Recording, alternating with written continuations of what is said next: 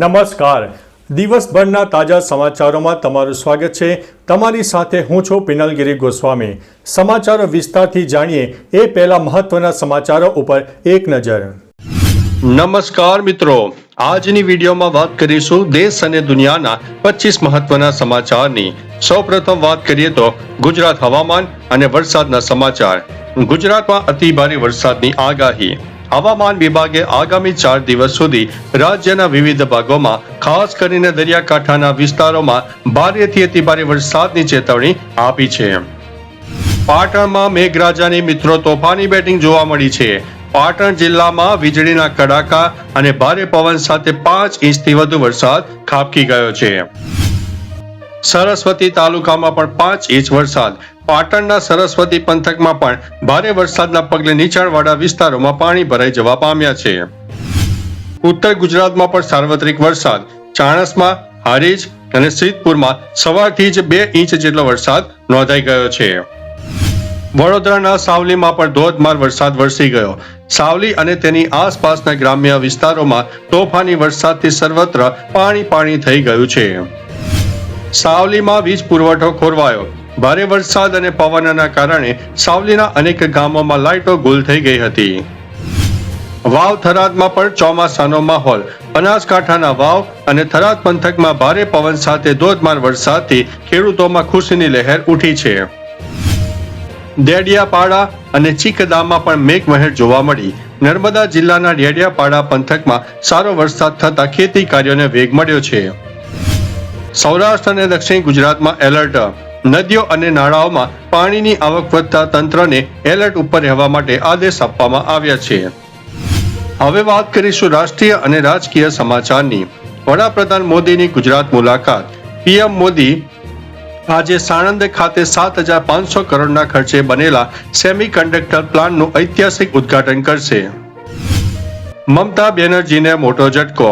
પશ્ચિમ બંગાળના સીએમ મમતા બેનર્જીના સૌથી નજીકના નેતા ચંદ્રિમા ભટ્ટાચાર્યએ તૃણમૂલ કોંગ્રેસનો સાથ છોડી દીધો છે. ટેલિગ્રામ એપ્લિકેશનને સરકારની નોટિસ. પાયરસીના મુદ્દે કેન્દ્ર સરકારે ટેલિગ્રામને 15 દિવસનું અલ્ટિમેટમ આપીને કડક નોટિસ ફટકારી છે. કેદારનાથ બદ્રીનાથ ધામમાં વિવાદ.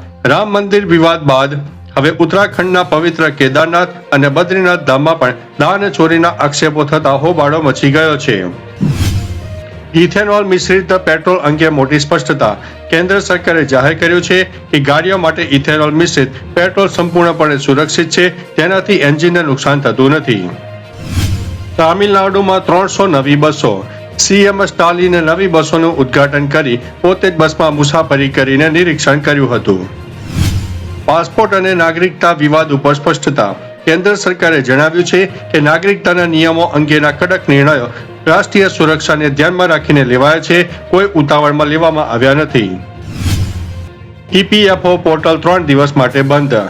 પીએફ ખાતા ધારકો માટે મહત્વના સમાચાર. મેન્ટેનન્સના કારણે ઈપીએફઓ પોર્ટલ 3 દિવસ સુધી બંધ રહેશે, જેથી ઓનલાઈન સેવાઓ અટકી જશે. મહારાષ્ટ્રમાં ભારે વરસાદનું રેડ એલર્ટ. મુંબઈ, ઠાણે, પાલઘર, રાયગઢ અને રત્નાગિરી સહિતના જિલ્લાઓ માટે સરકારે કડક એલર્ટ જારી કર્યું છે. અમદાવાદ મ્યુનિસિપલ કોર્પોરેશનમાં હોબાળો. નવી કમિટીઓમાં સ્થાન ન મળતા કોંગ્રેસના કોર્પોરેટરોએ સામાન્ય સભામાંથી વોકઆઉટ કરી દીધું છે. હવે વાત કરીશું બિઝનેસ અને ટેકનોલોજીની. સોના ચાંદીના ભાવ આસમાને.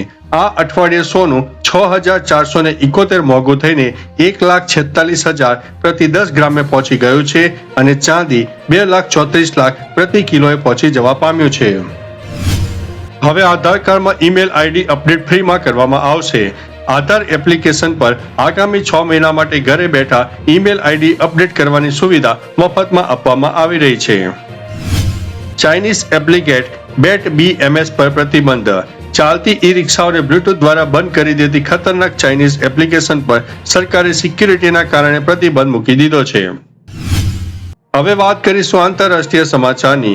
પાકિસ્તાનમાં મોટો આતંકી હુમલો. બલુચિસ્તાન લિબરેશન આર્મીના આતંકીઓએ પાદરમાં કોસ્ટગાર્ડ કેમ્પ ઉપર મોટો હુમલો કર્યો છે. 30થી વધુ પાકિસ્તાની સૈનિકોના મોતનો દાવો કરવામાં આવ્યો છે. મેટા પર ટ્રમ્પનું સરકારનું દબાણ. યુએસ પ્રમુખ ડોનાલ્ડ ટ્રમ્પે મેટા એટલે કે ફેસબુક અને ઇન્સ્ટાગ્રામના એઆઈ મોડલ્સની સુરક્ષા તપાસના આદેશ આપ્યા છે, જેનાથી ડેટા પ્રાઇવસીનો મુદ્દો ગરમાયો છે. અને અંતે મિત્રો, પૂર્વોત્તરમાં મુશળધાર વરસાદથી તબાહીના દ્રશ્યો સામે આવ્યા છે. ભારતના પૂર્વોત્તર રાજ્યોમાં ભૂસ્ખલન થવાને કારણે મકાનો ધ્વસ્ત થયા છે, જેમાં એક વ્યક્તિનું મોત થયું છે અને 4 લોકો ગુમ થયા હોવાના અહેવાલ છે.